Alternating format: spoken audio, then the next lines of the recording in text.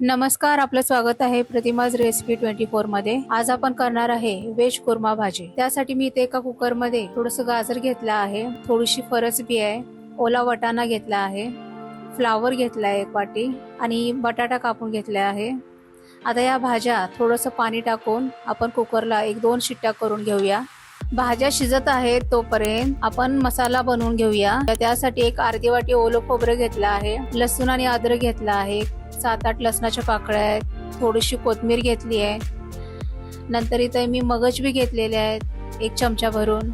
नंतर खसखस पाण्यामध्ये भिजत घातली होती। आता आपण त्याच्यामध्ये थोडंसं पाणी टाकून हे मिक्सरला वाटण बारीक करून घेऊया। अशा प्रकारे आता आपलं हे वाटण तयार झालं आहे। आता कुकरच्या 2 शिट्ट्या झालेल्या आहेत आणि भाज्या पण शिजल्या आहेत। आता आपण भाजी तयार करून घेऊया। त्यासाठी मी इथे एक मोठी कढई घेतली आहे। या कढईमध्ये तेल टाकलेलं आहे। तेल गरम झाल्यावर 1 चक्री फूल, 2 वेलची, लवंग, दालचिनी आणि जिरं तडतडलं की त्याच्यामध्ये 2 कांदे बारीक चिरलेले टाकले आहेत त्याच्यामध्ये। आता हे कांदे चांगले लाल होईपर्यंत परतायचे। कांदे चांगले परतले की त्याच्यामध्ये आपण मिक्सरला बारीक वाटण बनवलं होतं ते सुद्धा त्याच्यामध्ये टाकायचं आणि हे सगळं मिश्रण त्या कांद्यामध्ये चांगलं परतून घ्यायचं।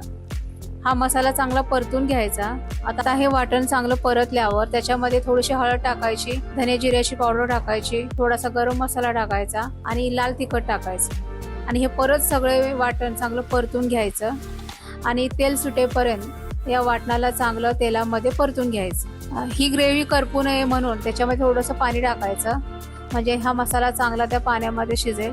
आता या ग्रेव्हीला तेल सुटलं आहे। आपण आता याच्यामध्ये उकडलेल्या भाज्या टाकूया आणि आता परत हे सगळं मिक्स करून घ्यायचं।